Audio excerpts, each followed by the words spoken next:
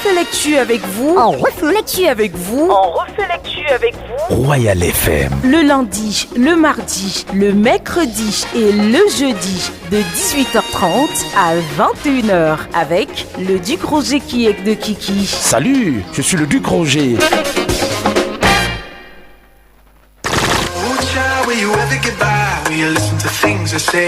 Toute l'actualité sur Royal FM 88.4. 88.4, la radio des auditeurs.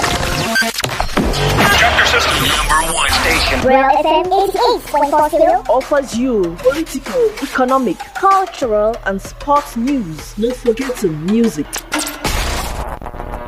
Do you really want it?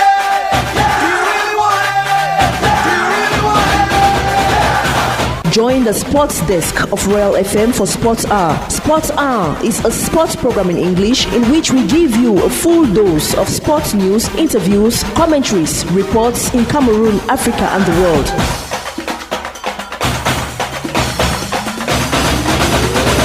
Sports Hour is here to start on Royal FM 88.4 stereo.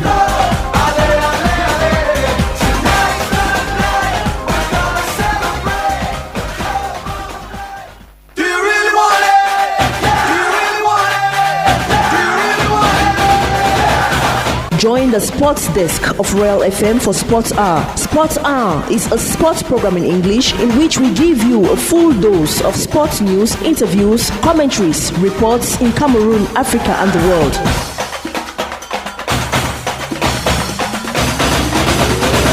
Sports Hour is here to start on Royal FM 88.4 stereo.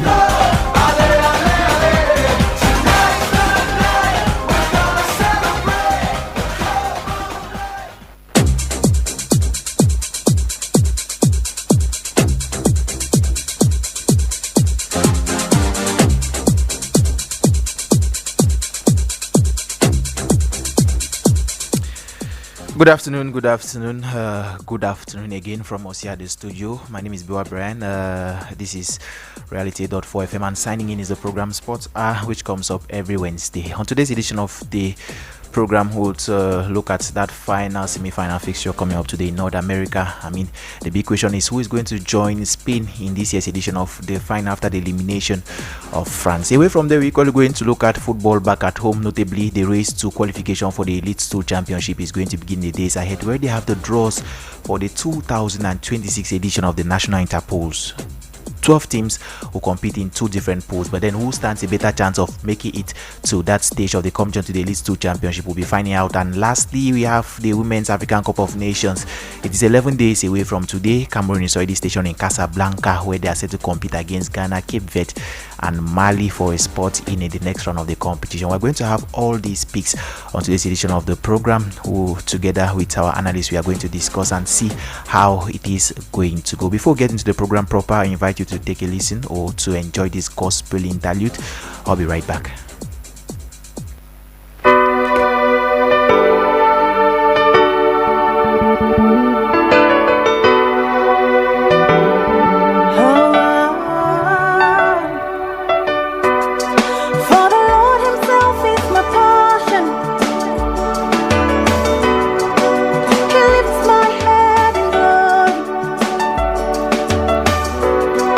For my hand the Lord has exalted.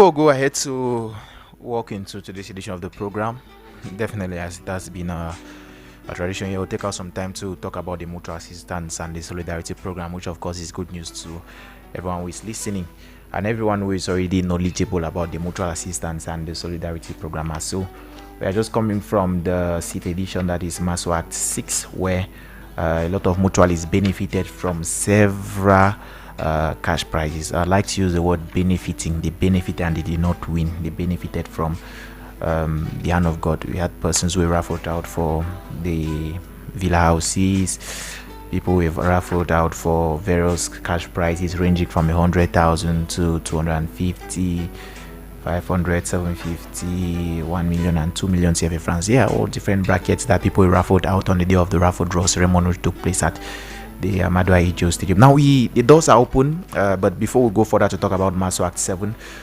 just so you know, for those who were raffled out on the raffle draw ceremony that recently took place at the Ahmadu Ahidjo Stadium a couple of weeks ago, you are invited to rush over to the respective FENAPRO Finance SA agencies and complete the modalities to take possession of whatever thing it is that you benefited from. Is it the villa houses? Is it the cash prizes? So you head over to the agency and you go through all the various procedure, and trust me, if you can go through all those procedures, and then it's going to be all yours, and you'll go ahead and expand your business or do whatever thing it is that you want to do with it. So like I was saying, registrations into MASO Act 7 is already open. You already got opened on the 30th of the month of June, and for those who started contributing right on from that first day, because it is always easy for you to start your contribution immediately when they open the portal, because in that case, if you started your contribution on the 30th of the month of June, you would have to be doing 100 francs daily. If you do 100 francs daily by the deadline, that is the last day for registration, which already has been set for the month of June, that's the 30th of June, then you must have reached the amount 26,000 CFA francs. So you notice that if you do 100 francs, if you started your contributions early enough, 100 francs daily, then you can reach 26,000 CFA francs by contributing just 100 francs daily by the end of registration. But for those who did not start that day, it does not mean that it is closed. I mean, you can see hop in and start your registration. I mean, if you do the maths, today is the 15th of the month of July. The 15th of the month of July. Notably, for those who already started contributing, if today is the 15th, it means that you must have contributed 1,200 by today. You must have contributed 1,200 francs by today. But for you who still wants to start, it's no big deal, provided you can already sort out the rest for the days that have passed, or you may still decide it's not imposed. The way you pay is not imposed on you. You may decide to choose installments that suit you. That is to say, you can decide to split the 26,000 CFA francs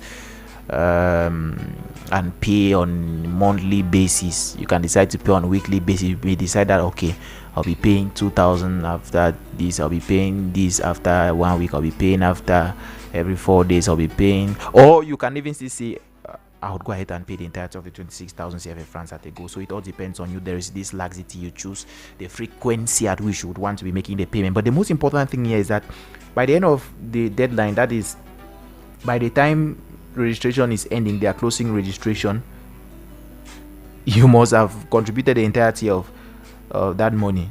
Because even if you've contributed 25,925 francs, sorry, you are not yet eligible to benefit from any of those things. So it must be the entirety of the money by the deadline. That is what is important. That's why I say there is no they don't impose anything on you in terms of the frequency at which you should make payments. For you who is asking a big question, what do you stand to benefit once you register for this? Like I said, there are various things you stand to benefit. Case in point, the various assistance that you have at the Mami Hospital Complex, a 30% discount on all your bills at the Mami Hospital Complex. That's to say, once you are a mutualist, you've registered for the mutual assistance, there's a 30% discount on all your bills at the Mame Store complex. You equally have other services like legal assistance, the construction of a borehole service around your locality. You have the various cash prices like I already listed, 100,000, 250, 500, 750, a million, 2 million. Villa houses, they are all things that you stand to benefit. We had persons who have benefited from the past editions, most notably the edition which we are just coming from, which is Act 6. So Act 7 is open. It may be your own opportunity to benefit. To get yourself registered, you just need to head over to any of the group RENAPRO finance agencies.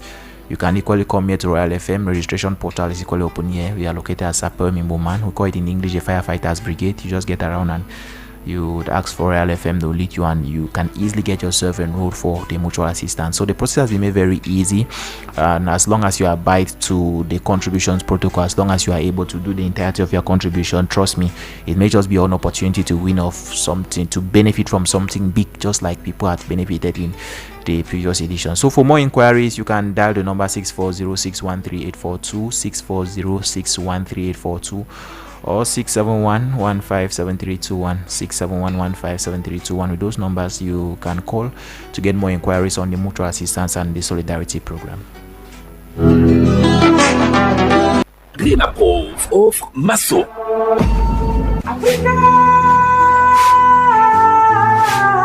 Félicitations à tous les bénéficiaires de l'acte 6 de la Masso de RENAPRO Finance SA. J'ai sollicité ça. J'étais très content, très fier.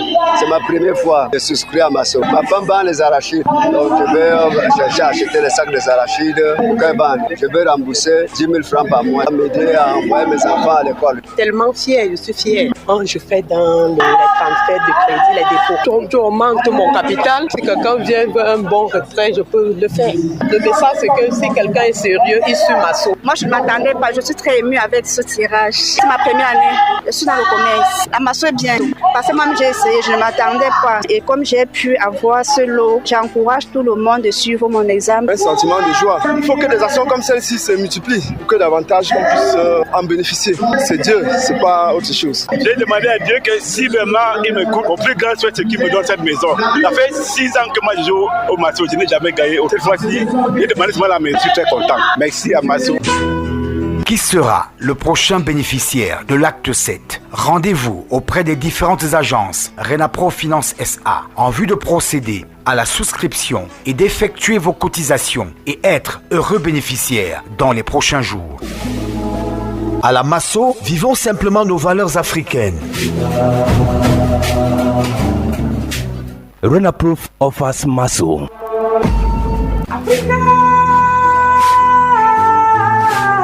Congratulations to all the lucky beneficiaries of Masso Act 6. God has already blessed us and will continue to do it. So by God's grace, yes, by God's grace, because it's God who give me. I just won 215,000. I'm happy. I am happy. I am very happy for my financial. Thank you, RENAPRO. 500,000. I'm so happy today. I was not expecting to win today. I'm so happy. I'm so surprised. I was not even waiting for that. 250,000. So I will not go back. When they reach the box of 1 million, I remove my Masso card. I say, as I'm removing it, call my name. I will not live here. And finally, I contribute to the development of population by bringing them out of poverty. The Masso initiative has supported many businessmen and has also helped small, medium enterprises prosper. Who will be the next beneficiary of Act 7 of the Mutual Assistance and Solidarity Masso? Rush to any RENAPRO Finance SA agency. Register and make your contribution into the Mutual Assistance and Solidarity Masso. You could be the next happy beneficiary in just a few days. At Masso, we simply live our African values. Royal FM 88.4. Le chemin de la liberté. Le chemin de la liberté est une émission d'édification spirituelle, de communion fraternelle et de révélation dans la connaissance de la parole de Dieu. Bien-aimés dans le Seigneur, ici la Bible dit que nous ne devons plus considérer les événements passés. Il ne s'arrête pas là, il dit que voici je vais faire une chose de nouvelle. En cette année, quelle bonne nouvelle. Le chemin de la liberté, une émission de la communauté chrétienne restaurée du Cameroun tous les dimanches de 6h à 7h55 minutes sur Royal FM. Regarde à Jésus.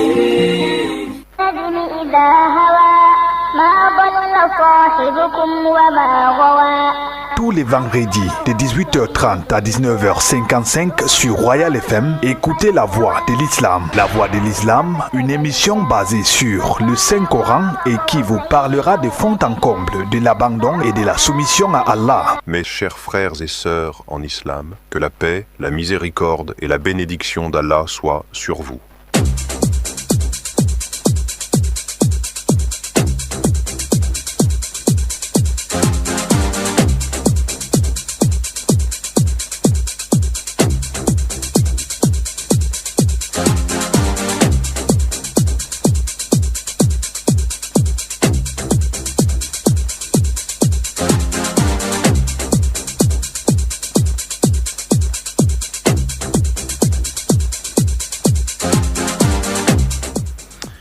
Yes, and so we are right back here at the studio to begin the program proper. But before we get into the program, we'll take out some time to look at some of the things that have been making the headlines in the sports world recently. As Iron announced, we would notably first of all talk about the Women's African Cup of Nations. A competition has been expanded. This year is going to feature 16 teams and to be played in Morocco, Group A, B and C plus D. Group A has Morocco, Algeria, Senegal, Kenya. Group B, South Africa, Cote d'Ivoire, Burkina Faso, Tanzania. Group D is Ghana, Cameroon, Mali and Cape Verde.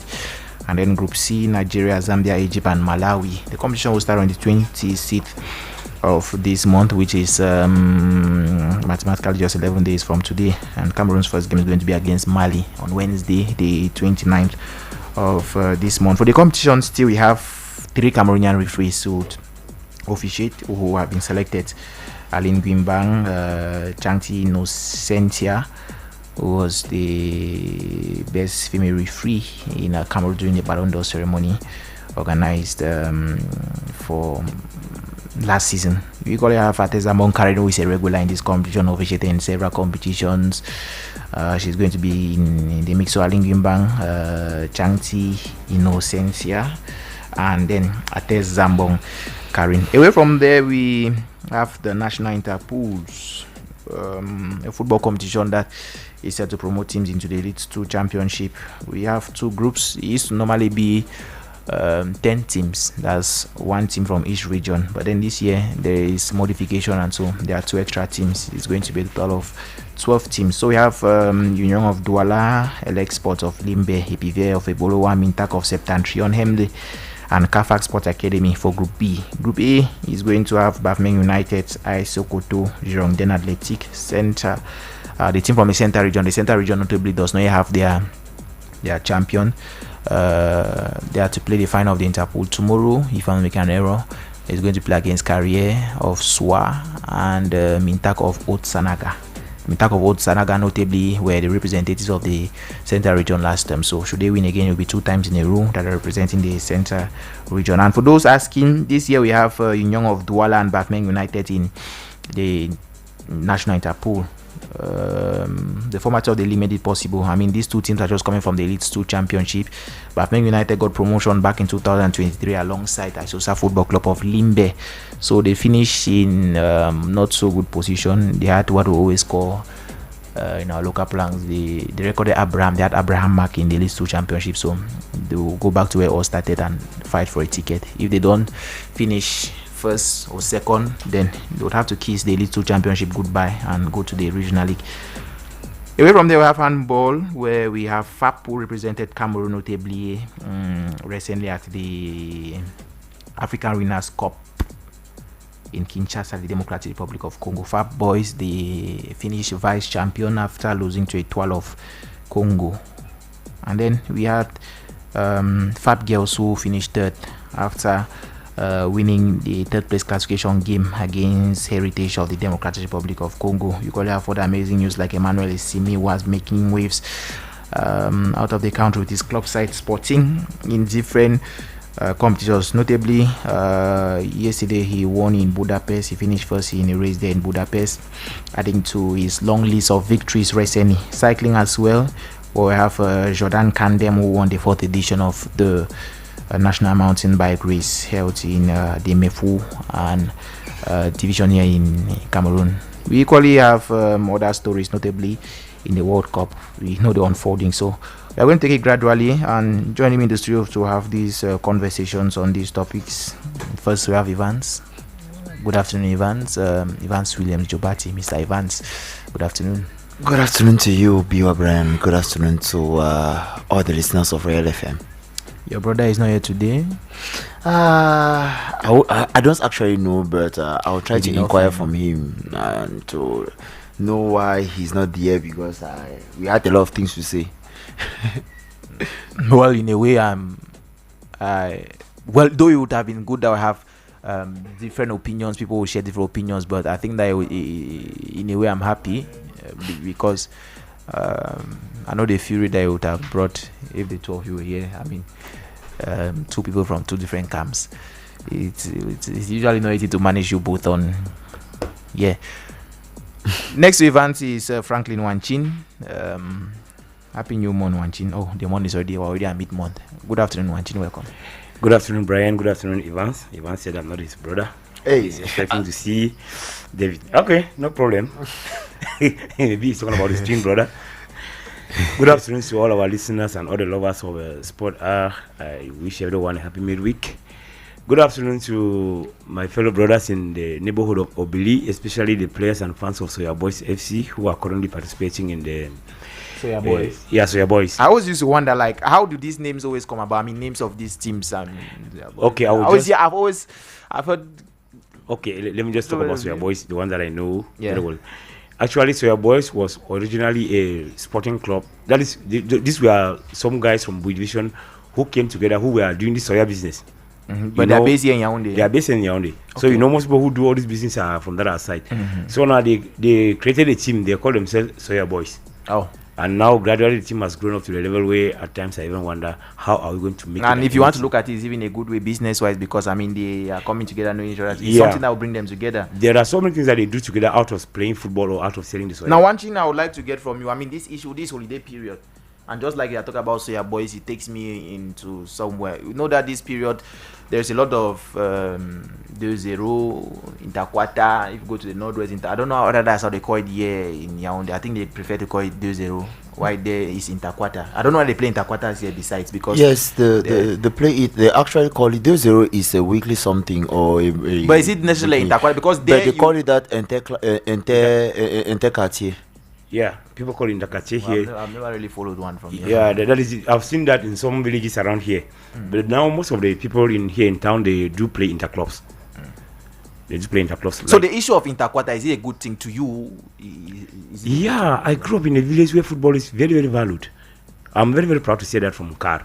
Car was the first, the BBC in Car was the first club from Boy Division to be elevated to a second division. But in the 1970s. But you agree that... So now, growing up seeing how football is, Interquarter is a very, very good thing. Because it encourages everybody in every quarter to participate. Yeah. Now, one thing that I mean, some people get the opportunity to play with people like Onana. That is it. Okay. Currently going on at the Mateko Terrorist Field. There is this, we call it ICK. It is Carlos Kamini tournament. Yeah. When you go there, everybody's playing. It is on that pitch that most of us are even opportunity to see stars that we have been seeing on TV. Yeah, people can come down to the same level. Yeah, I recall one of my junior man who was playing for Soya Boys some few years ago. They happened to go for the finals, and his team was playing against the team of Ashile Mana. He was playing the defense.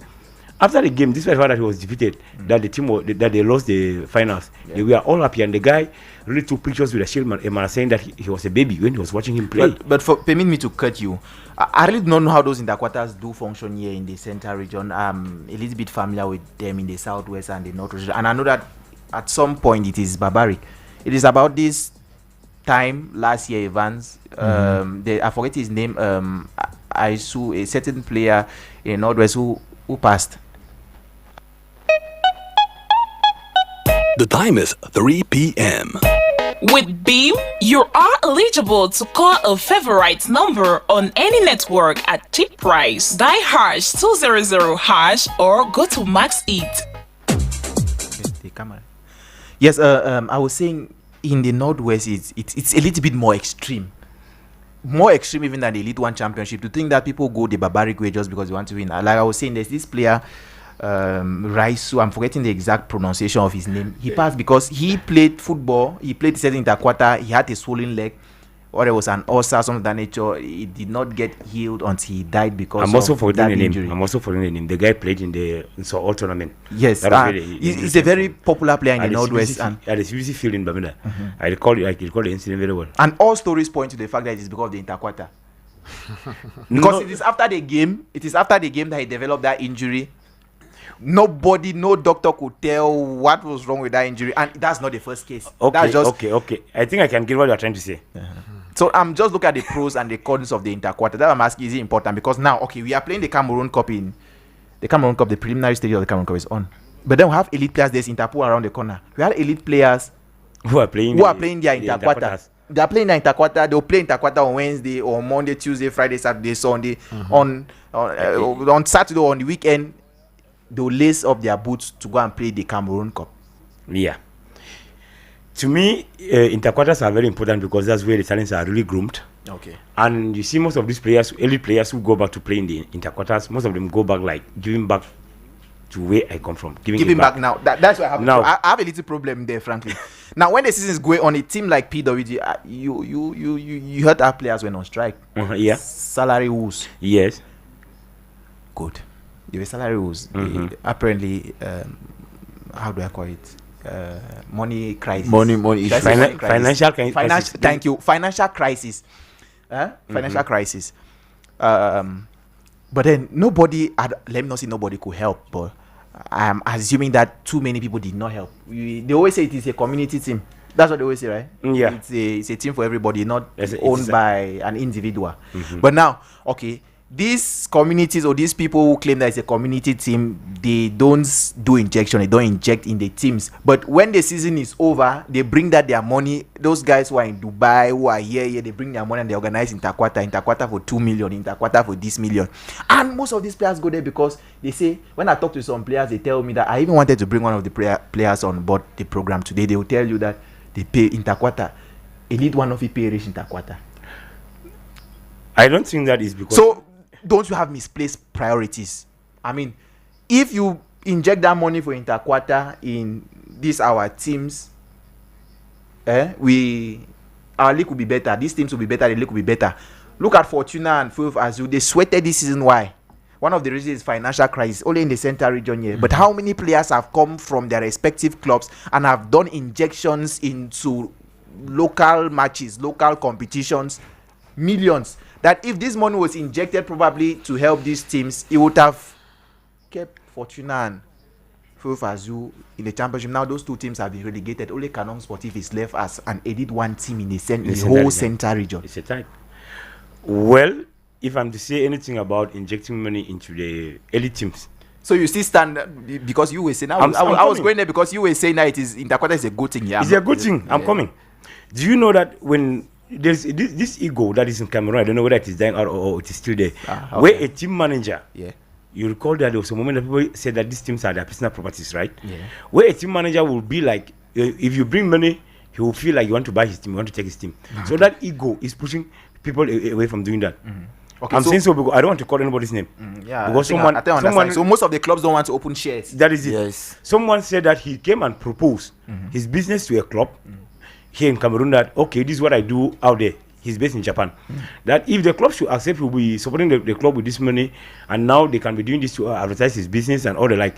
He proposed, and the response was that they are not interested. That what can he produce? And that's someone who has once played in the very club. So now when these guys get this type of statements, what do you expect them to do? They have some few money, maybe the money they will have used in supporting the club will have been like, let's say something like 50 million. Somebody will prefer to take 2 million and go with it to interquarter. Professional player coming in to play one single match. Because they call it one fame, I presume. That is it. Because when they name, I'm just taking an example, No, it's very complicated. If I call somebody's name now, it will just be as if. And if I call, like, okay, let's say for instance, my name is Brian, and if I am sponsoring an interquarter, the name of the tournament will be Brian Interquarter. That is it. So it carries your name, you have the fame, and it just makes you feel good. Evans, now we are looking at the pros and the cons of the interquarters. I know interquarter thing was not also was not part of the things we're supposed to discuss today, but Franklin triggered it. When you are looking at it, you know that yes, there is the good part and then there is the bad. When you look at the bad part, do you think that it is necessary for players to engage? For someone that is actually having a proper career, when I say proper career, like you don't have issues when it comes to finances, actually. I think it is unnecessary. So by that, you're already meaning that is this a place, an avenue for hustling? Yes, of course, it's an avenue for hustling, because only when you have to take aside from what you've been mentioned of the sponsorship from some different entities in the country, you should equally look at how the bonding is, because you don't, when you play a football is not just only about passion, money making, but equally reunites a lot of people. Like we have some Frank was equally saying that it's during interquarters that he had the opportunity to see some people that he only saw on TV, for instance. That's one of the things that's reunited them with them, and from there you now start nursing that dream of equally becoming like them. So it's but normal that we should have it, but there are some particular players that they won't actually go for interquarters, not because they want to high up, as we always say in the quarter, but rather they won't go for interquarters because they want to present themselves. Most of them claim that they are giving back to the community. Yeah, that's what they always say. I'm trying to understand giving back to the community in what sense? Like, when you give back to the community, like for instance, they come and they play the interquarter. There are others that after every match they distribute some income, or distribute some things, some articles to the various players. So that's another form of philanthropy. That's another form. I've seen others who come and play, and after the game, they share jerseys to the teams. Exactly. Goals. Some people go and dream beer. They still part of Cameroonian life. That is union. That is union. That Brian. Is unionism. Brian, there's something you have to understand. It's not the how can I put the thing that you are doing that actually matters. Is the gesture. The gesture is bringing all of those people towards you, and some of them. Let me take for instance, it's holiday, as you said. Majority of them, majority of youth, they don't work. They don't have anything doing. And when they do the interquarter, they start nursing some particular dreams. They even go towards those people and they try to explain their dreams to them, and then the people, they can have an idea or even an advice or even the finances, and they help them. So you see, everything is possible through interquarter. It's not just about the finances. Yes, Frank. Yes, I'm seeing how you are looking at it. That it is not good for a professional to be there. That's what I'm seeing in you. That's why I said. I would just like to ask you. I'm not the moderator here, but I would just love to ask you something. Yes, you ask me, I'll take the question and give you advice. All of us are seated here, right? Yes. We talk about sports. We are analyzing. You are the main person. Will you not feel? How can I say it? What will you do if you just see a BBC journalist walk into your program? BBC sport journalist walks in here. That it's sport. Let's talk sports. I would definitely be happy. I mean, that is exactly what happens in the quarters when these guys come back. So remember that life is not like going forward only. You go forward, you look behind. This is the fact that you are moving ahead. You also look behind who is coming. Some of these players, when they come, they inspire the youth to also go into the football. Some even come in and they spot talents. Let me just highlight you something. There's a talented player. Yes, the dependable Fai. He was spotted in interquarter. Before taken from Kumbu down to Baminda, from there he had to play with the Union Sportive here in Douala. Just because of playing in the Top Cup, he was already more than the age of Top Cup when he was spotted. Yes. It was during the Kaikom AGM, whatever thing. That's somebody spotted him there. So you know, most of these players, they come in, yes, they can play, they can also spot in talents. So they are coming into the community is very important, although there are still vices. That's someone me. Okay, my point is now I was just about to say I think that there are two types of some things. I don't know how to call them now. There are two types of this whatsoever thing they play during holidays. I mean, probably what the one we have around Douala, Yaoundé, they're a little bit classic. I'm not even what Yes, it's normal. It's normal. The one in the village. There's nothing like a star has gone there to go. Well, anyways, we always there's some stars that go there. I once watched a match of even Chindo John Bosco. He presently I think he's back in Yaoundé, but he went to his village. See, there's a competition ongoing organized by Che Malone as well. And Exactly. So you see, there are stars that go towards there. I think there was even one. I think his last 2 years, Jean de Macoun. He actually organized one back in his village. I mean, in a bushy place. I've just forgotten the name of his village. Even Rigobert Song and Alexander Song, they jointly organized another competition back in their village. So Ekototu. So you see, it is just a form of like reuniting with your family members. Interquarter must not necessarily be that they will give you money after it. The important thing here is to reunite, to go back to the Frenchman will say racine, go back to your barbaric.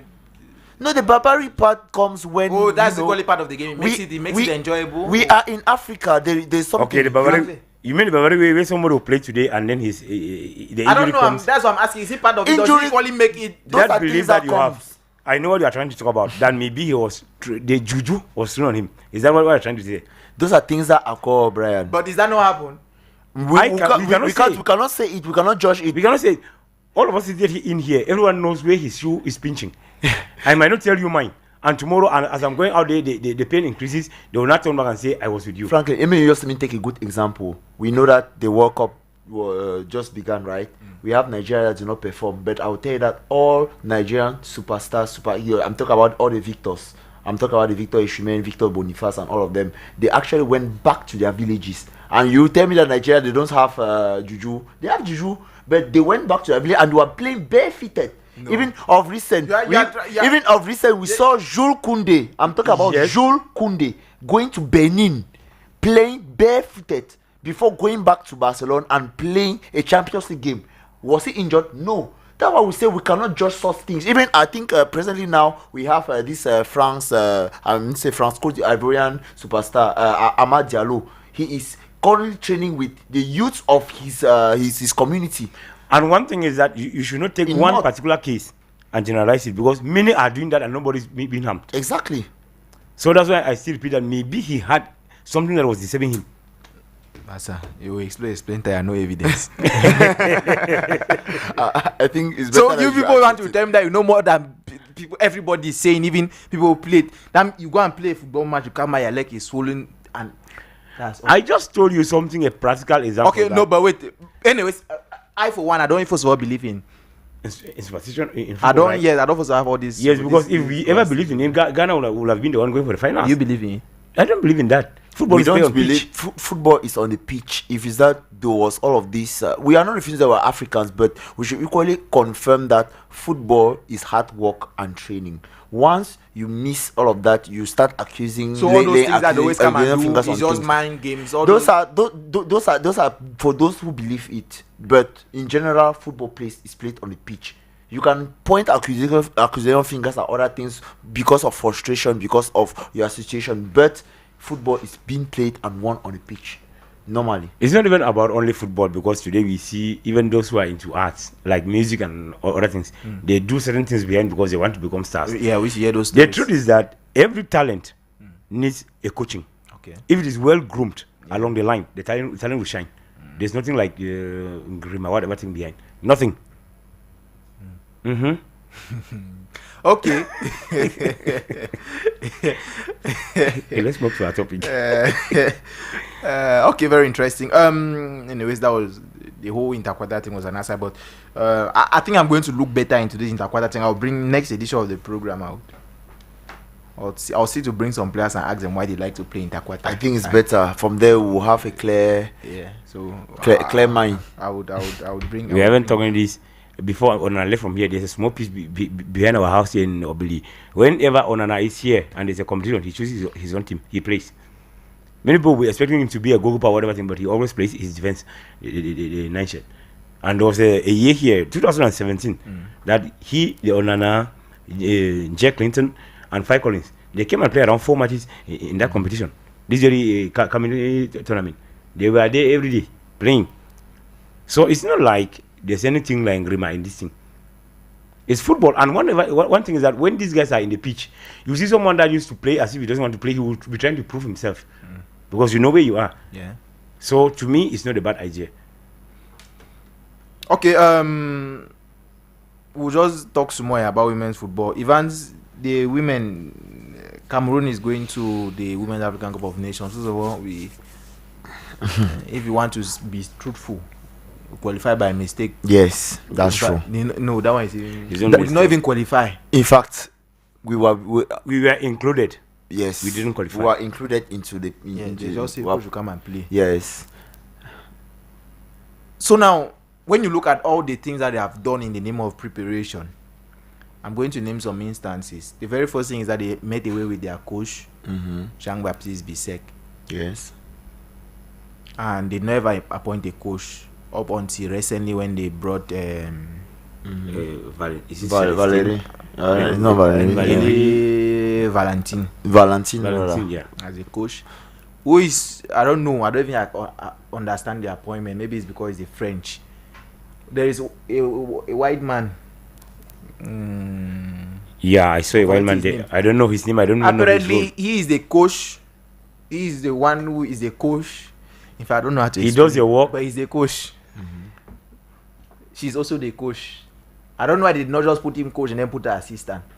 But anyways, that's another side. There is that they appointed coach now, just a few weeks to the competition.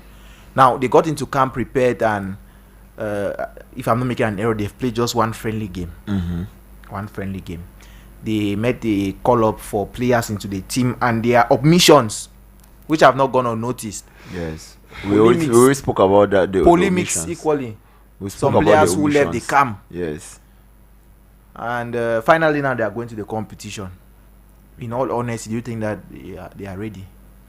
When we look at the preparation, I would say we can evaluate them at approximately 40-45% preparation for me personally. Ready? No, I'm approximating it because to me, I want to really say they are ready. Because you can't be going for a competition where you do not qualify first of all, and you just have a one friendly game. Maybe people argue exactly, and it's true that many people argue that everything is possible in football. You can go there and then you have the best match of your life. But when we look at the qualification, I mean the level of Cameroon in recent years is actually very, very alarming. I mean under coach Jean-Baptiste Bissek, Cameroon was very low. I mean, in performance as compared to the period of Enon got you. Yes. Anyways, I think that is Carl Enon got you. I'm comparing both. That's what I'm saying that when we look at if we have to compare the performances, it's like that. So I don't want to put in Jean-Baptiste Bissek was a bad fit as coach. Is that what you're trying to say? Of course, to me. But this is someone that when you look at his report card before he got the appointment. His report card with the men. I think. So why did they not factor this, Brian, before bringing him as Brian? coach? I said this some time ago that you can't be bringing a coach that has more. How can I say expertise and experience with the male to come and coach a female team. It doesn't work that way. Handling women is not like handling men. It's true. With the men, you can tell Amanda, okay, start joking from this to this, maybe like this period, and then he does it routinely without stopping. But a woman, you have this style. You can say, well, ma, please do like this exactly, and then one day the person will tell you that pregnancy, muscle cramp, menstrual cramp, and all of those. So you see, those are some of the things that you need to take into consideration. And I won't actually blame the federation because in Cameroon we have issues when it comes to female coaching. You won't blame the federation. I don't want to blame anybody in that. Exactly. You won't. That I say you won't blame the federation. They made a decision to bring in. Now you said it yourself that because he wasn't a good fit because he has. They made the decision because they thought it was the right decision, and when they noticed that it was the worst decision, what did they do? They sacked him. And when they sacked him, they preferred to remain with an interim coach because they still did not want to fall into the same situation whereby they will bring in another coach, be it a woman or a male, and then finally it will still be the same thing. So better they prefer to allow it on standby, on standstill, till when we receive the, I don't want to say good news or the bad news or whatsoever that we are going to be participating for the WAFCON. And finally they brought in someone whom to me I think she can try, but looking at the time Is she frame, the actual coach or it is? she's the actual coach. she's Of the course, coach. on the paper, what does it say? She's the actual coach. Then the one that is there is the assistant. It's not the first time that me personally I've seen assistants having more tone than the main coach. Let me take the case of the Lions. Was McBreeze really having tone in front of Mununga? No. Well, I mean, if you attended training sessions, I would tell you that Mununga was the one actually taking everything. I mean, when it goes to you have to do the jockey, you have to do this, that, left and right. It is Mununga that had the sound. McBreeze, he was a personal assistant, and Franklin helped me here. Personal assistant helped you to do your work. I want to make you to understand. I want to make you to understand something. When we go into the training, when we go into the training part, or when we go into the physicality. Okay, part. let me ask you one question. Who was Mununga to Breeze? He was the personal assistant. Thank you. Of course. So what's the role of a personal assistant? Okay, let us even leave Mununga. Pagu and Pagu was equally the one having a tone in the training camp. Yes or no? Okay, you see, no answer. So it just makes you understand that when there are some instances whereby the assistant has more tone in the training on the training pitch than the head coach. Why? Because the head coach own position at this point in time is to judge which players can actually fit in the formation we are going to use, and maybe like the tactical style, looking at how the training was. Now the assistant now comes and says, okay, proposes to the head coach that these are the players that I've identified that can do here. I propose that you can do like this, do like this. The head coach does not take decision. I mean, the assistant does not take decision. Only the head coach has the final say. It's just like when you are in the court of law, for instance. How they call these people that are under the judge. I'm just forgetting those people that used to say order. Exactly. They cannot take decision in the part. They are not the ones that give the final say. Okay. They can maybe go and they whisper. When they sit in when I'm adjourned, for instance, they sit and they say, okay, when I look at this case like this, it's like this. But looking at it, it's not really sounding that. Now it's the judge that will come and say, okay, looking at our decision, our conclave, this is what we have decided. The judge never say I decide. He will say we decide. We have decided. The court has decided. So it just makes you understand that it is a teamwork.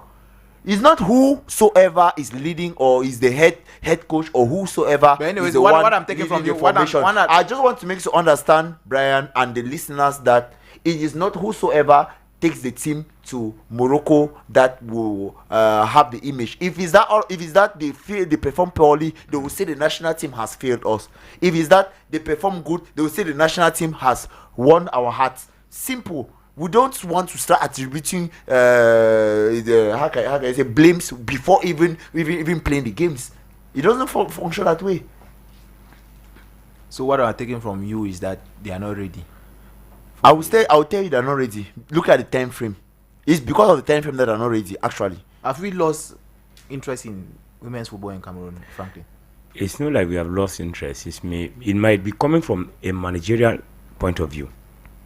I'm coming back to this because we are talking about the former coach, Jean-Baptiste Bissek. He might have not known how to deal with women, like Evans was explaining over there. And now bringing in the former coach of Cleffy, she has been dealing with women in football, and she's still been dealing with women. So, and she herself, she has been a former player. I can testify to that. I mean, her report card with FC Bolowa was good. I mean, so winning the league with an unbeaten run, and this time they were unbeaten while under her. Yes, I think it's only when she was in camp with the team that they recorded a defeat. Yes, from there you will see that I am expecting something from her. Not that she should bring back the cup. No, Ivan said that we should not be stuck of individual. I'm expecting something from them. From them, thank you. Because now I think she can make a very good head coach there. Okay. Because you understand something when you start it from the base. When you grow it gradually, you understand. I don't know, but do you think that probably in the federation's mind, one of the things that triggered or motivated them to go in for her? Because definitely, if you want to look at the top coach in in female football. Guinness Women's Super League. In the Guinness, it is true that some people may go for Hassan Bala because he has a proven track record with the under 20 Lionesses. That run in Colombia 2000, when was that? 2024? Yeah, 2024 during the World Cup. Colombia 2024. That's why they put him on the map. But he's not quite of competitive coach when it comes to the Guinness Women's Super League.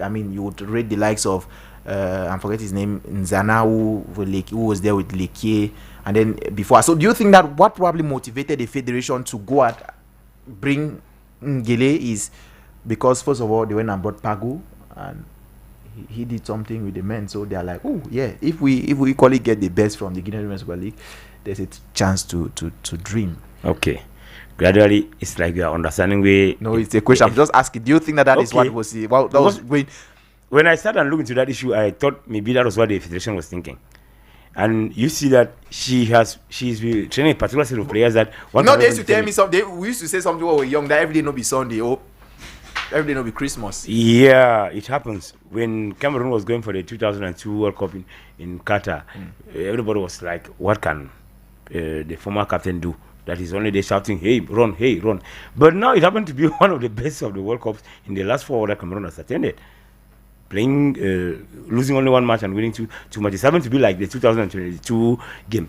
So one thing is, if she is confident with her team, I'm expecting something. Okay. Because right now, like you're expecting something. So yes. by the time we close out on this chapter, I'll come back to what you're expecting this team to. But I'd not like for you to touch that now. I'm going to ask you definitely. Okay, I'm there.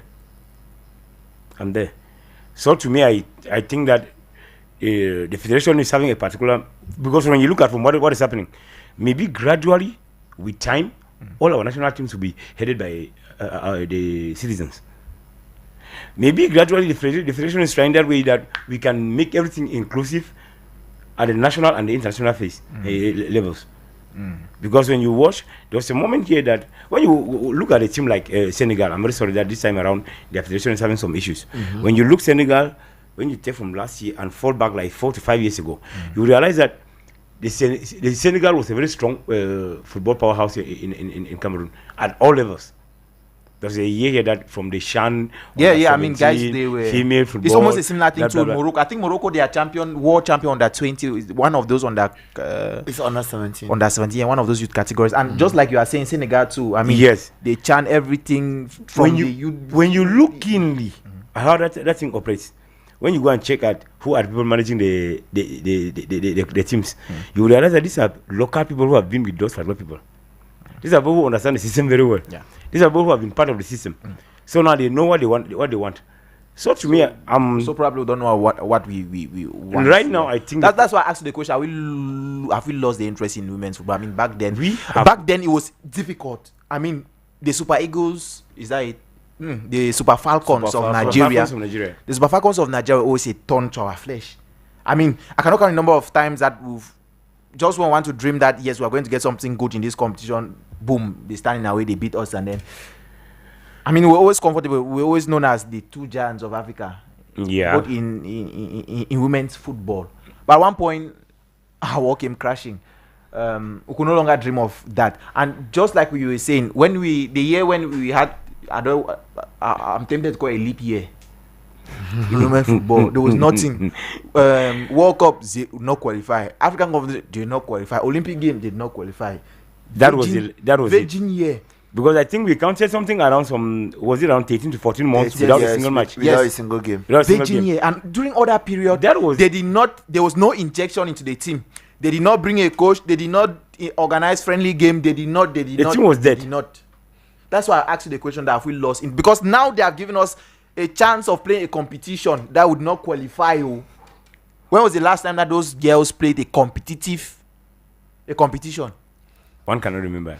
So now they have an opportunity to play a competition that they did not qualify, and you are looking at the way they prepare for you are not seeing. Ghana that we are supposed to face against, and they are playing against the best. Today they have to play Nigeria, the friendly game before heading to the competition. They're in the same group with Cameroon. Mali and Cape Verde themselves who are doing very well in preparation, but then we choose to go and play with Benin. Well, it's not like we have lost, because I personally, I still count on the female football in Cameroon. But it's not like that. I think maybe, from what I'm seeing, I'm just saying maybe because I cannot say I'm not the federation. Neither am I part of the team. You're a Cameroonian. We are. Ça y est! Tout est Mo avec Momo. Invite 15 amis sur la New Momo app et gagne 8000 francs par jour. Alors, tu attends quoi? Télécharge vite la New Momo app sur Play Store ou App Store. Yeah, Franklin. So you're justifying the fact that we've not lost interest? Yes, I'm trying to say that we are at the level where we are to build that the female football in Cameroon. A moment ago, we were talking about Senegal, how they put a system that was working. That was you could see in that DNA. It was flowing through the youth categories right up to the senior team, and that was partly, I think, motivated after they won the AFCON. When they went back, you could see progress a lot in. That system did not fall from the sky. They built it. And if gradually what I'm saying... Why are we not builders? If we could bring in a coach like Valentine Geled, I think that's the name. If we could bring her in, I think there's some... to build. Yeah. There's but now I'm wondering again what exactly we are building when we are leaving out some of the players. We ourselves, we crown them the best in our leagues.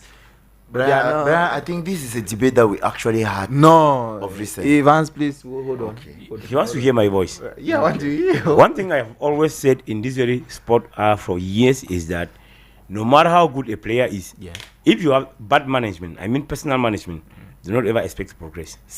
I'm not saying that the people who are left out are having an attitude, an issue of attitude. Let me call it the way Nigerians say it. You're having attitude.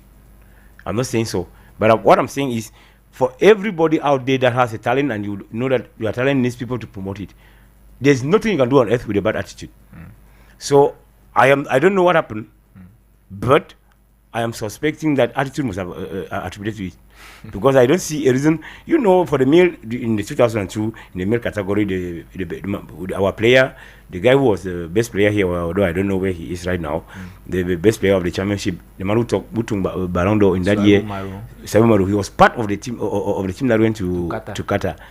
Okay, this time around, tourism. Yeah, no matter what. Although this time around now, we see our own female Ballon d'Or playing back home, not following the others in Menesket to attend the jamboree in Morocco. Frankly, we're made to believe that if you win the Ballon d'Or, at least you have a shot at being in the national team. It's not like somebody came and made a declaration somewhere that if you win the Ballon d'Or, but that's what we had been accustomed to seeing. Gog Monique won the Ballon d'Or 2022, she was there. The following year, Gamanga Marriage is there, won. She was there. This person now wins hers, she's not there. So it's... That's we will not blame anybody for asking questions. Yeah, we are asking questions because it's just the same like naturally we've known that the oldest player in the team is automatically the captain. Those are things that do happen. In Cameroon football, we take them to be normal like that.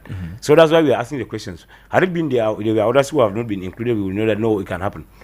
Well, it can happen because it is not anywhere written or decreed that as you win the Ballon d'Or, automatically become part of the national team. I would like to ask you a question as a player, right? It's not like I'm relating this to something. As a player, you are playing in a team. A team normally does a management, so you are definitely an employee to that management. It is a boss ship, like a boss ship, and then an employee ship kind of a relation. Though it may not necessarily look like that, but it is something like that.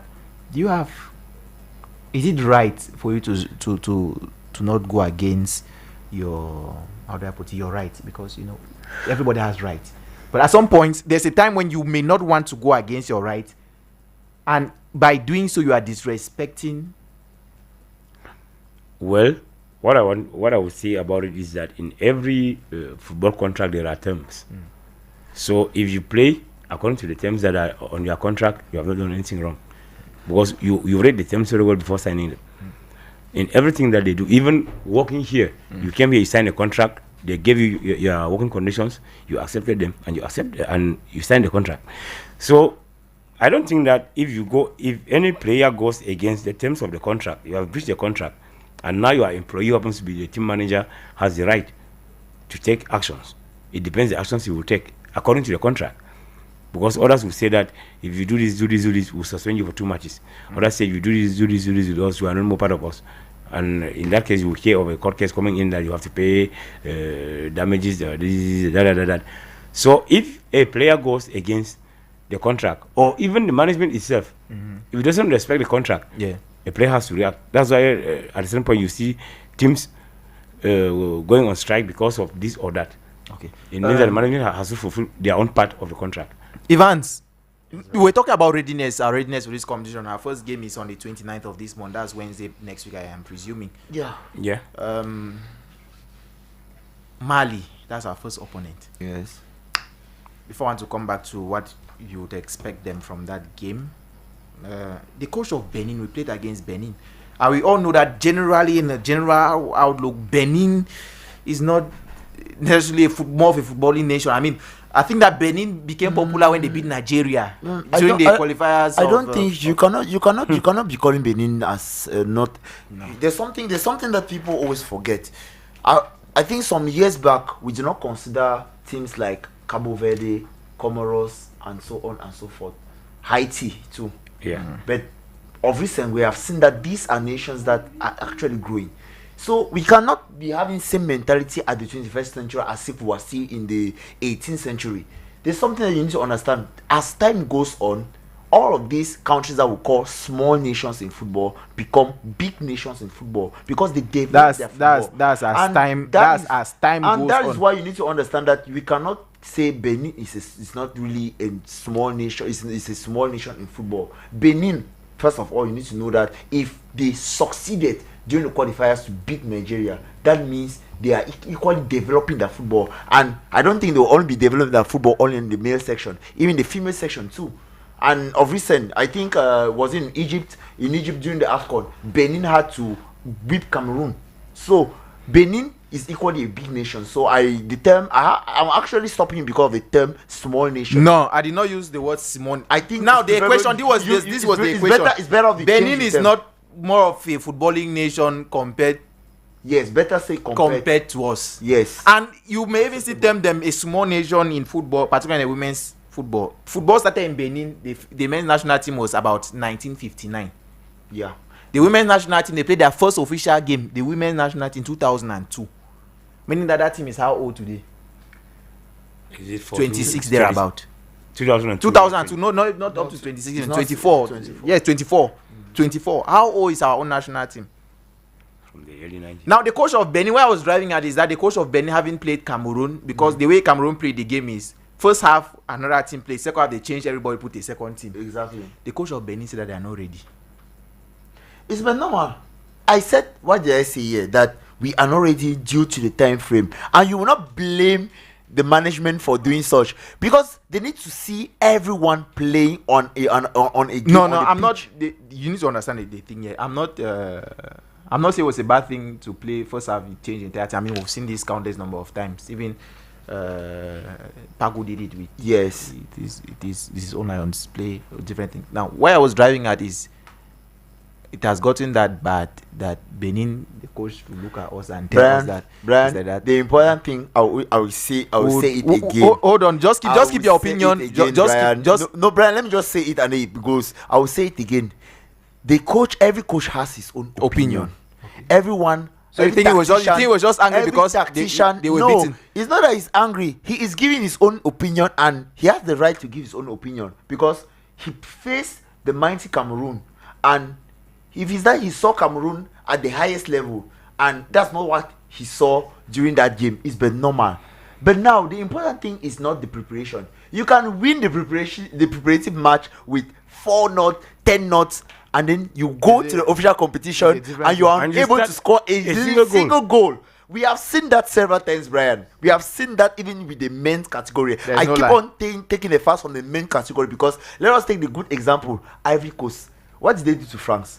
They beat France during the preparative game. But how can you explain that Norway came and beat them? Norway that France beats almost every time. So it just makes you understand that the preparative game, you can evaluate the preparative game as, that is where you are supposed to win, you are supposed to show off. But the important thing is not the preparation. The important thing is the game itself. And the preparation helps you to winning the game. You wouldn't tell me that because you passed the mock exams, that's why you passed the GCE. No. We have had people that pass all of the mocks, all of the pre-mocks, and they fail the GCE very well. We would visit the dashboard to permit, or why not look for that except from that Benin coach, and So we can listen to it. So let's have something from. I don't know if Salomon can help us there. We would have something from the dashboard. We are going to look for that sound. Let's just have a small break while we can look for that feed.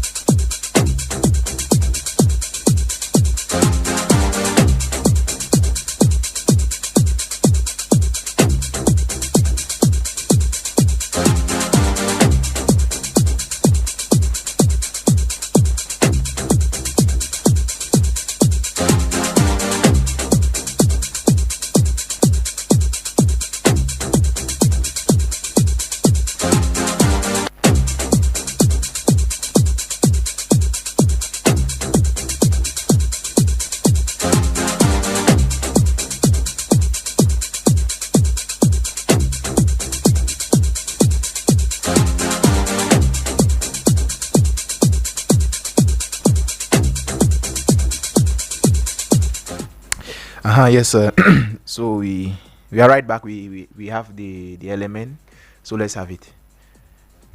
I think they can do better. Okay, they can do better. But like I said, Cameroon for friendly match is another thing for the competition. We know that for the mentality, I think that when they are going to reach Morocco, they're going to do something else. I'm happy because, like you saw, the first half was perfect, and they played against two teams. You see, so physically, I think Cameroon was fresh because they changed the whole team, and we don't have this opportunity. So I'm glad they have to continue. We are not at the same level with Cameroon. Yes, so before we hop on that, the final list of those who are representing Cameroon, for goalkeepers we have Bihina Mikaela, Ange Baou, and Kati Bia. We have Naomi Eto'o, Ngama Marie Giselle, Nina Ngele, Bella Rose, Mendwa Grace, Abudi Ongene, and Mikaela Abam. You have Ngok Belek Genevieve, Ngok Belek, Ngok Monique, Fatimatu Nkome, Raisa Mbappe, Belu Onela, Toko Njoya, Charlene Meyong. We have Yakana Ivana, also defenders. We have Babda Claudia. We have Yadju Meva. We have Abega Bete. We have Nzana Colette. We have Ngambe Ladifatu. We have Mogai Leuyo. We have Dudu Usmanu. We have Maikit Esther. Those are all the players. Now, you think that the opinion from the only coach that they face in a friendly game is not worth considering? I did not say that it's not worth considering. I said every coach has his own opinion. But now, it would depend now on the mental of the girls during the competition. To me, it's even like a booster. Because they always say, if your father wants that you should perform well or you should do well in life, he will never tell you have done well. What do we tell you? We tell you that you don't know anything. All like that, those type of things to like provoke you to give the best out of you. So to me, it's rather okay. But I've equally listened to the to the sound. I don't think he was actually saying we are not ready. Rather, he was instead appreciating at the point that at least we played well, and he believes we can do better. So he's still like in a doubt, like he still thinks like this is not our final game, this is not our A game, and it's been normal that we should not remove our A game during preparations. Because if we remove our A game now, what will we use during the competition? The game will finish. No, I said what we use. That's why at times during training sessions they don't permit the reporters. You, Brian, you know, they don't permit the reporters, the journalists, to even do the video, like stream it, stream the training session. Why? Because it's like cartouche. We can't be revealing our tactics to our opponents. So it's been normal that we should not remove our A game. So I still stand the fact that, or I still believe that our A game is going to be decided in Morocco. It's going to be decided in Morocco. So now tell me, what do you expect from this team? Noting the way they are prepared. You've seen the way they are prepared. What are you expecting from them in the competition? Like, what level do you think they should attain to at least wipe off shame from?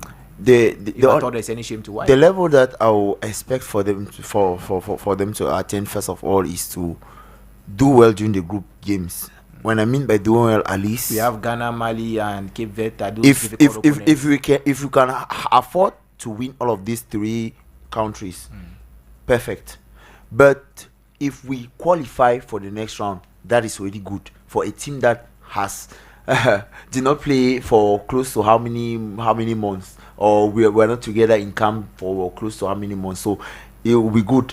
But now, if I have to analyze, looking at the word Cameroon, because at least Cameroon remains a big footballing nation in Africa, well recognized, be it the male or the female.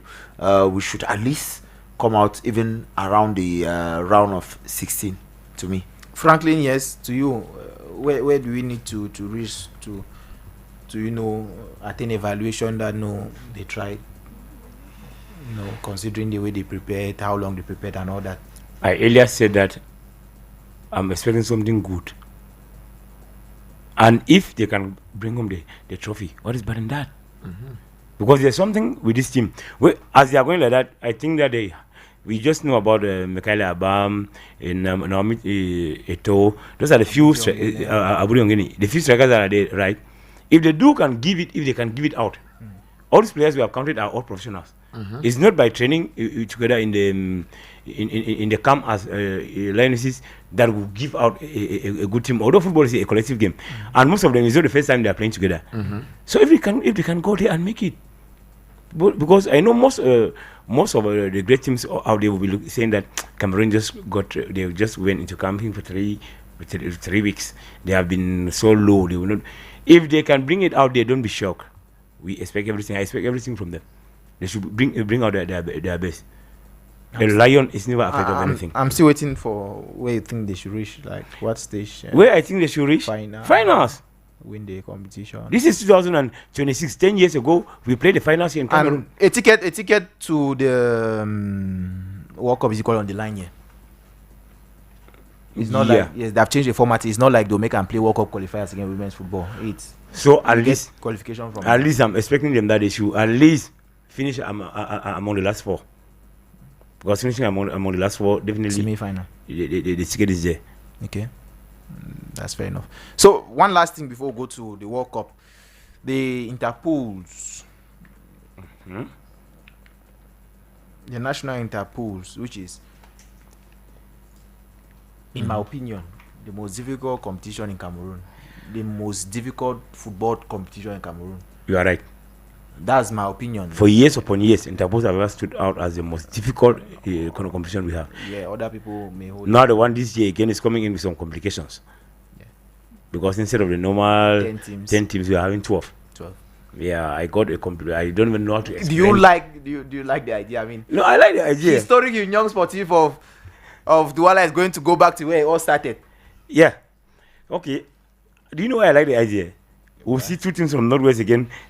We'll see Bamin United playing Mangon United. But now on the other side, when we're sumo, what we think in this case is that the favorite is Bafmeng and Union because they are coming from Elite 2 normally. So in our head, that's when we're small. In our head, those are the automatic favorites because they are coming from there. But now, if you want to look at it now that I'm an adult, you ask me, I'll not even say they are the favorite because, okay, for instance, a team like Mancon United. Mancon United has majority of those players that qualify Bafmeng from the regional level to the Elite Championship. They are playing the Mancon United. In fact, everybody that is playing Mancon United are playing the Elite Championship. You have players who have come from Star Reynard, players who have... Everybody there has played Elite. With the legendary goalkeeper. They have... where? The most titled regional league goalkeeper. Why on the other side, Union of Douala, all their players, when you fall, the big players go. It's just like probably in Euro. If today Real Madrid relegates to, even though it will never happen in history, nothing ever happen. Yes, if it might not happen. Real Madrid relegates from the La Liga to the second division, is it the Soganda? Segunda. If they relegate there, it's already obvious. Players like Mbappe and all these guys, they will leave the team. A good example is West Ham in the Premier League. West Ham okay, look, Ivan Abubakar. His previous team that I forgot the name of the team, I think they signed, there was a clause, every people get relegated and not many people again. Even Zambo Anguissa, when Fulham was relegated, he left the club for... So that's what has happened to Union because all the players have gone. So nowadays they are just anyhow kind of players that are there. So people, it's still just the name that is there, Union, but the players that are there it's only Bafmeng that's been able to retain their players in the Little Championship. They are still there. So in actual fact, but now the whole idea, because... Do you like the whole idea? I'm going to ask you a question again. The reason I'm asking is this. Now, every year we are anticipating to have new teams come to the Little Championship. Yeah. And then this year, it is just, it may just happen that those two guys that have brought them from the Little Championship come and play the team, the national interpol, maybe they want to get promotion again. So, don't you think? The idea to me is actually clumsy. Because I think the idea of national interpol is such that new teams can leave the regional league and have an opportunity to compete in the that is exactly what I was expecting. I think that's the whole conception around the interpol. So why bring teams from elite who already had their chance, they mess up their chance, you are giving a second chance? So to me, you are just asking what I was asking myself, and to me I don't like the idea, to be candid with you. The idea looks funny, but actually deep down in me I don't like the idea because it is like, if it continues to happen like that for the next 2-3 years, and you see that teams that are relegated, those teams that survive direct relegation, they will come and play interpools, and the two teams qualify from the two pools and go back. What happens to those guys at the regional league that fought very hard to be at the interpools? Exactly. It means that nobody will move ahead. So to me, I think. And if you want to look at it on the other aspect, I don't know what it's on this issue. Except that. We want that in the next season, 4 teams will leave from the interpools and come into the more than 2 should join the second division. Except that is the case. Now, Evans, to you, the whole idea of bringing Union and Bafmeng into, I think it is. To me, I don't really have a big issue with it because it rather makes the game more competitive. So you like the fact that I've given them second chance because normally they give them a second chance to see if I always like to speak with references because it's good to speak with facts. Let us take the case of France, for instance. France is a good example. We have the League 1, right? We have the League 2. Do you know that the person that came out second and second to the last and close to last plays the playoffs with the first with the second of the League 2 to determine who climbs or who stays back down? That's the same thing that we're doing. So it's but normal. The thing is that we like to create polemics out of nowhere. Permit me. We like to create polemics out of nowhere because these are things that have been done elsewhere, and it is not today that it started. It started a long time ago. But now, since we want to bring in that mentality, there are some people that they see it rather on a very bad eye, on a very bad looking. Because to me, bringing in Union and Bafmeng, giving them a second chance, is like telling them that, okay, you don't fail exam, but this is another opportunity for you to catch up. We used to call that a pass. Exactly, catch up class. That is catch up. So they want you to catch up, and if you are unable to catch up, you go. So that it should not be as if you do not have your opportunity to be able to prove what you want. So to me, it was going to make. Now I understand your point, right? The interpol is going to be more conservative, knowing that, and we can attract more views from the Northwesterners, knowing that they have 2 representatives in this particular competition, as compared to the others that they are 1-1 I don't know if you understand what I mean, because even the Central Region too is equally going to have 2. The littoral region rather is going to have 2. So it's going to be more competitive to see if these 2 previous people that know the Elite 2 Championship are going to maintain themselves, or they are going to just back out. I understand the fact that the innovations are not coming from a blues. I mean, it has existed somewhere, but I once hosted Jovungo on this program, and he made mention of something. He said one of the things that's killing our football is that they have brought development. They are trying to bring development in our football when we are not ready for the development. They have not prepared our minds. We are not prepared our minds for the development. Brian, even if we are not prepared, but the more we move towards the next century, the more years goes by, we cannot continue staying behind. It's not because there are some people that don't want to accept development. That's why it will penalize everyone and we will stay behind. I mean, there are many countries. Let us take a good example. The Moroccan league, the Botola League. The Botola League is one of the most ranked league in Africa. I mean, the position where Morocco has now in Africa, Cameroon had that position in those days.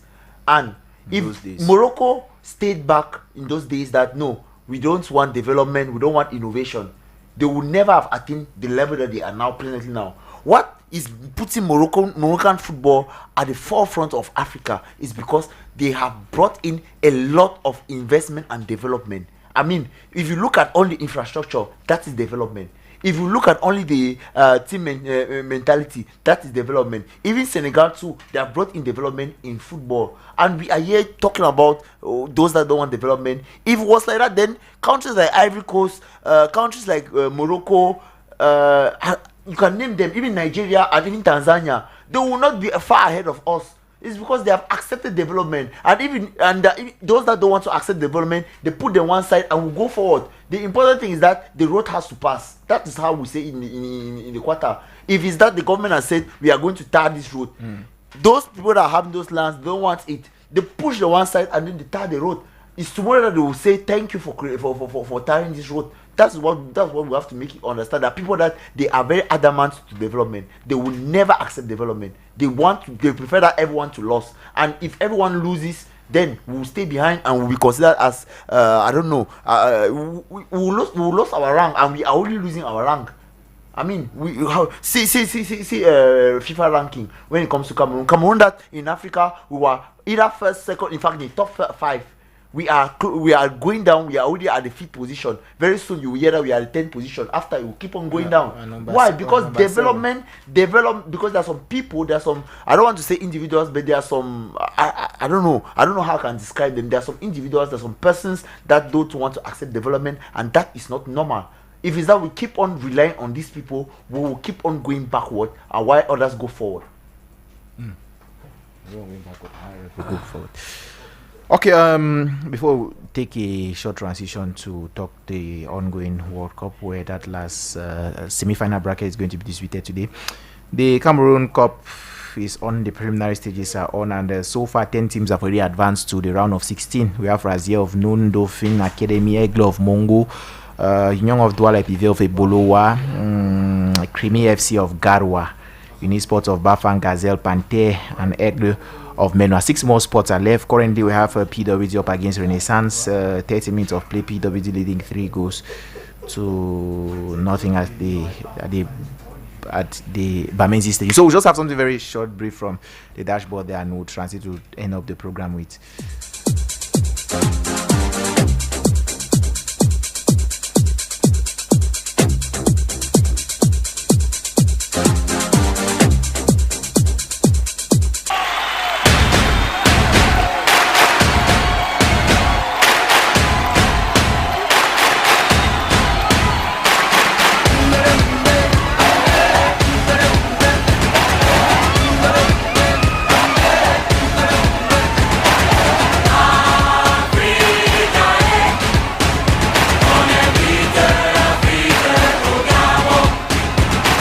You know, Cameroonian, we have all the sizes. If we put seriousness, like from here to there, I look the difference between our sportmen, individual skills. Look at how small we are, but we are able to challenge people who are twice bigger than we are. Not to insult anyone, they do it for the love, because there's no money. So much more as they love the game, but it comes a time, the guy said, but I've given 3 years here. What have I gotten?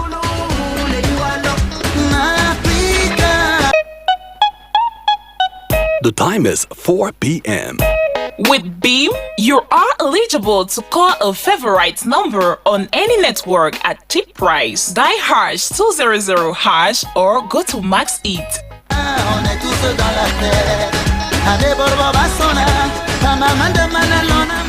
Only the federation cannot support all that by themselves.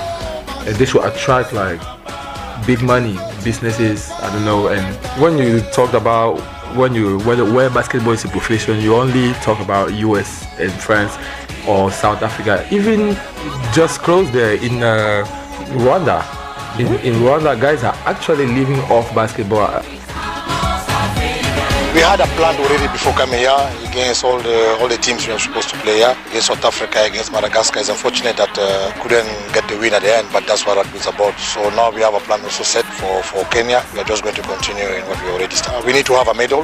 Finish on the podium here will be something very good for us. So that's what we are going to look for. We just need to continue participating in this kind of tournament. I believe that if you continue playing this kind of tournament, up to 5 years, we'll be able to do something good. Pour aller jouer ballon, on va s'enjailler dans le fair play. Africa, oh yeah, allez dedans. D'abord Guinée, le petit bail à Babé, Montindali Nini, They should keep on with that same solid spirit. There should not be like Manchester United. Sorry for taking us out of Africa. They don't win 1 and lost 4. They should keep on with that spirit. And congratulations to Samuel Jovito. Does Young Sport Academy still have hope? Because currently they are the last team. Young Sport Academy, I don't see them happy. I'm not sure if they will remain in the league without going down for second division. But I think this can stick around for them. And I pray that things stick around for them.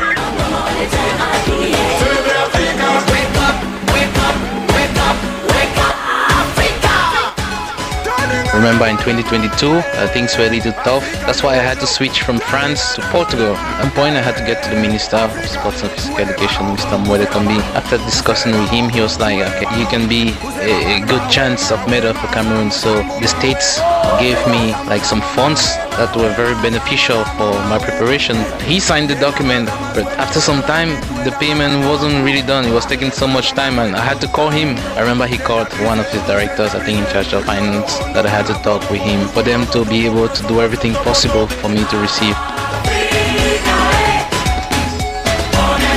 Olembe Jakuma Bandina. All our fields, competition and as far as fields of training are kept in very good state. Garwa, I want to say that the coordinator of Garwa is doing a very great job. It's not just Garwa, but we say a big thank you to all our coordinators.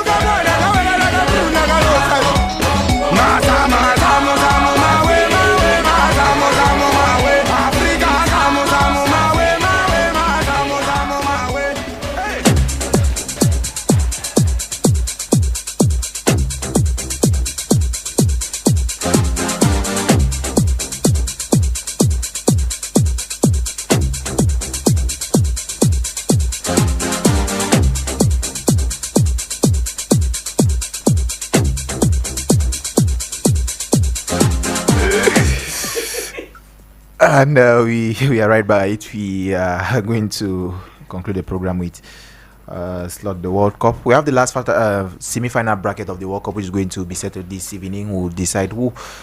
It is going to decide who would face Spain in the final of the 2026 FIFA World Cup. Argentina versus the Three Lions of England. Ivan's an easy fixture. It is going to be definitely for Argentina. Yes, the Albi Celeste is going to face the Three Lions this evening at 8 p.m. And I think this is going to be one of the most exciting or historic fixtures in the history of the World Cup, because we know it's not the first time that these two teams they meet. The last time, if I quite remember, the game actually ended with Beckham actually humiliating Argentina, and before that we equally had another how they call Bobby Charlton, who equally did well against Argentina. I think the only time that Argentina had to win, no, there are two instances, but the one that I remember closely is that of the hand of God, the legendary hand of God that gave Argentina, Maradona the World Cup, and that was really something good, but to an extent bad, because that was 40 years ago. Because VAR did not exist. But I think if VAR existed by then, that wouldn't have been a goal. No, but like I said, it was the hand of God. So the hand of God. They named it the hand of God because the referee, no one actually contested aside from the players that were close to Maradona at that time. That's why they called it the hand of God. He got themselves. So, to you, the fixture tonight, I mean, there's a lot at stake. Aside from the fact that it's a semi-final fixture, you only have two players who are battling for the Golden Boot. Not Messi, only two players, I would say three. Why? Because Bellingham has joined the race. Bellingham has equaled his goal scoring chances with his team captain Harry Kane, or should I say Sir Harold Kane? That's his name. That was honored by the Queen Elizabeth, the late Queen Elizabeth. So I think this is going to be a good chance to see if Harry Kane will actually join Kylian Mbappe and Lionel Messi as top goal scorers in the World Cup with 8 goals each. But noted that it's 6 and it's against Argentina. We are going to see if either in between Harry Kane or Jude Bellingham, who is going to match up. Franklin, who do you want to win the game? Argentina, England? Well, if I was to decide, if I was to be the god of football, I would give the match to England. I would love England to win the game. There's a lot of talks. Yes, like Argentina will be favored. Argentina has been favored very clearly. This is something that I was saying that is not even something to say on media, but it's the truth because they did that on media. Argentina was favored to reach at the semi-finals. Argentina was favored to reach at the semi-finals, and they are still being favored. And so there is speculations that they may still be favored tonight. Speculations are, from what has been happening, we are still seeing such that Messi can still be favored. Now, this is where the thing lies in. No matter how you are being favored, if God is not with you, because the prayers that the Egyptians have been praying against Argentina. That reminds me, when talking about favor, Evans, I showed Evans a video recently. One match in the Southwest, it was option sports against one team. Where they gave option sport penalty number 1 was a funny penalty. The guy missed it. Gave him again another penalty. When he missed, the goalkeeper caught it. When the goalkeeper caught it, the referee said no, the goalkeeper was not in his line. They should retake it. He took it again, bam, and missed. The referee was helping the man. The man did not want to help himself. Yeah. So after I get that is 2 penalties at the same time, he refused to score. They play another funny penalty. Gave another funny penalty. And he missed it. It did not, and they gave another funny one. 4 funny penalties. Did not score even one. That's when God is against injustice. When there's injustice, and God is a just person. We could see every manipulation that was done to eliminate Egypt at the quarterfinals. Now we are here. I will see whether the referees will leave the almighty 3 Lions of England and still support their FIFA boy. Because it has now turned to a level where everybody is calling Lionel Messi the FIFA boy. Evans made a statement last edition of the program. He said there are 3 legends. Was it 3 or 4? Is it 3 or 4? Ronaldo, Messi, Modric. No, there are 4 actually. And who again? The goalkeeper did not play. That's why. Okay, did not play. They have the badge. FIFA has officially recognized them as legends. If you look at their own jerseys, it's different. So there are 4 of them in this year's edition of. And his argument was that normally FIFA has to protect the legends. If it was to protect the legends, then there's one of the legends, CR7 would have been home by now. So, as I earlier said here, football is playing on the pitch. We should allow this. Should leave about this table football. I watched one comedian this afternoon. She was saying that she's very proud to be from Cameroon, or despite the fact that her father is from Cameroon and the mother is from somewhere else, that she's bearing a Belgian nationality. She's very proud to be from Cameroon. That Cameroon has 5 African Nations Cup, 1 on the pitch. She was talking to one guy and telling the guy that Morocco. That. But then do you believe that the competition is scripted? That's the it has been narrative. rigged. Let me just use that political word that they use. It has been rigged. It has been stolen. Because I'm sure that it was only... I find it difficult to understand how that can be done. It was last evening that I watched a match that looked like football, where I saw people playing, fighting to win, people fighting to defend their lead. It was just fair play. Which match? France. France against Spain last night. A lot of people are equally contesting the penalty that was given to him. Even the coach said that the referee does not have he is not qualified to rephrase the semi-final. Which coach said that? The champ. Exactly. Right, because he was defeated. So okay, what do you say about the Egyptians that were equally defeated? They are the ones that equally said it. I am saying so. I'm not an Egyptian. Because I saw a corner kick that was taken and scored, and later on they said there was a fault. They have to repeat the corner kick. When? The very much against Egypt. No, there was no corner kick. Rather, there was no corner kick. That was repeated. It was not a corner. It was the action on the goal that they cancelled. Yeah, actually, yes. The same action repeated itself. That's another one. Even the penalty that was given to Messi, when you look keenly, you don't even know where it is coming from. Well, a penalty is a penalty. What I'm saying is that what I'm saying very clear is that tonight, the referee handling the match tonight should be very, very fair. He should handle the game in a way that we see fair play. One thing with football is that when there's fair play and they defeat any other person, everybody leaves the pitch with a satisfied heart. If you are being defeated and you know there was fair play, you leave with a satisfied heart. I mean, I've watched games where you lost and then the coach is like, he's appreciating the next guy is like, yes, no. That is it. Case in point, the match, I think it was PSG Bayern, Champions League. What was his name? The head coach of Bayern, Vincent Kompany. I mean, there was a lot of praise for Luis Enrique.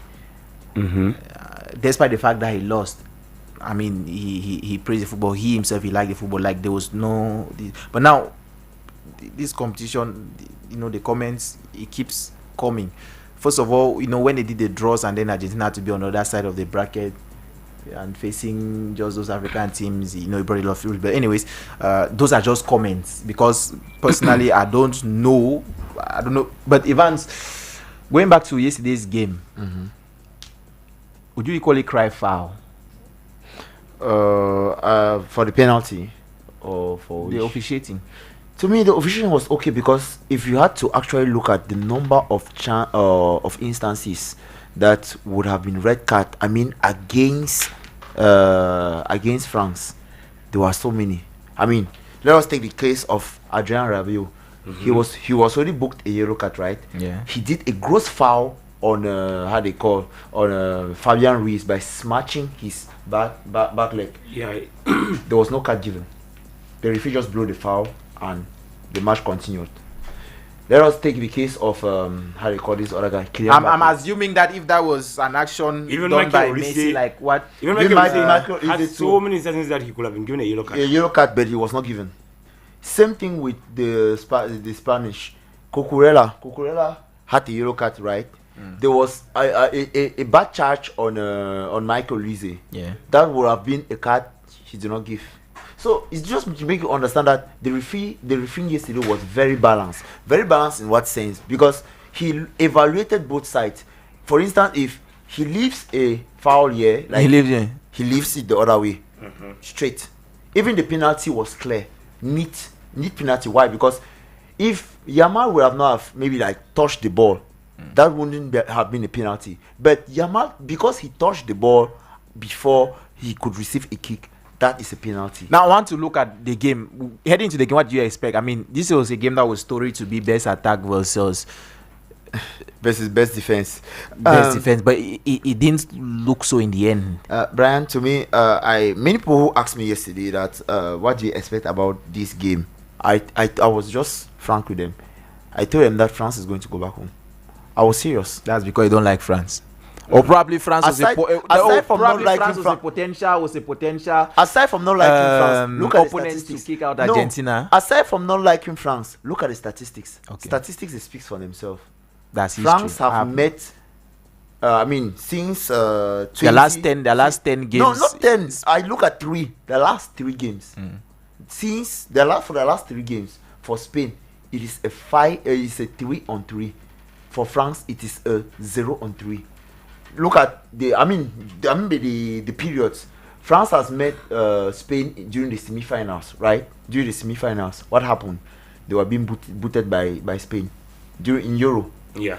France met again Spain during the European League, Nations League, UEFA National League Championship finals. What happened? Booted out again.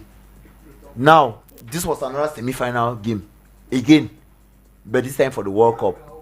What did you expect? Same instances. Why? So you think that it's history that helped Spain to get the win? Not because of the history. Because Spain, they have one playing style. They make you to run behind the ball for long, and the least opportunity they have, they kill it. And once they kill it once, they kill it twice. Forget. You are finished. That's all. You need now a strong mental to be able to come back and actually win the game. It's true that on several instances, France have struggled to do the comeback, but the comeback never comes. So it's been normal. That's why I told people that we are not refusing. France has the best attack, but there are some lapses. France has issues when it comes to the midfield. And the defenders on the wings is another big problem. I'm talking about Lucas Digne and Koundé at times. They have issues with sprints, players that actually go very fast.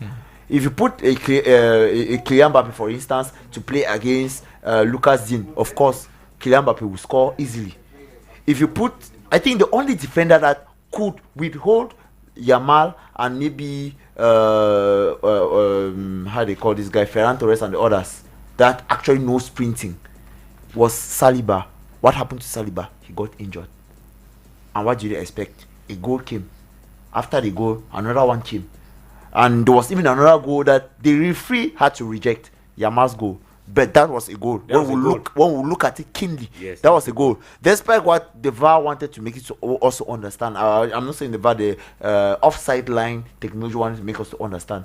But when we look at it from the original action, that is not an offside. That is a clear goal. Why? Because he left from backward to forward, passing through the defender, the wing defender. So that's just to make you understand that France still need to work on the wing defenders and the midfield. But do you think in a way probably the coach he got it all wrong tactical wise? He got it all wrong, of course, because you cannot have a player that you know that he goes very fast with the ball, he dribbles, he's a skillful dribbler, and you have players in the midfield that they are equally very strong, and you go in for a formation. What would you have suggested? I would have suggested he went in for a 4-4-2.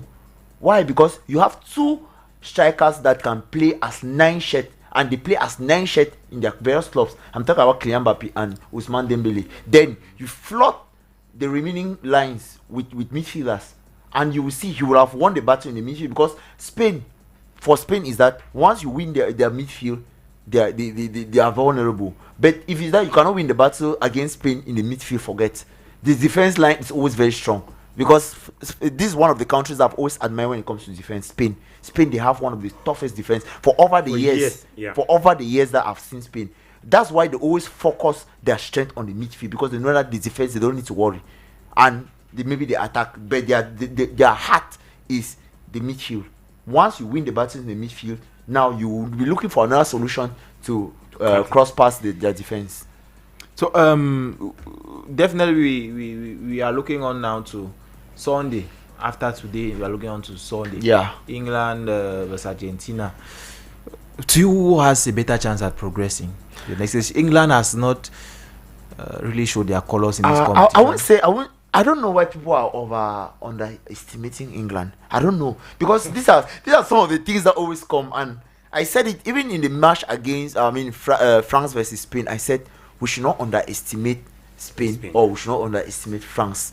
If it's that they arrive this level, that means that they have at least what it takes. Because it's sure we say yes. At times people will say no, there's favoritism, but favoritism can only favor you if you do something. That is it. If you don't do anything, favoritism will not come. Let me take the good example, clear example. Let us say, okay, the game against Egypt versus Argentina. Egypt was leading Argentina 2 goals down.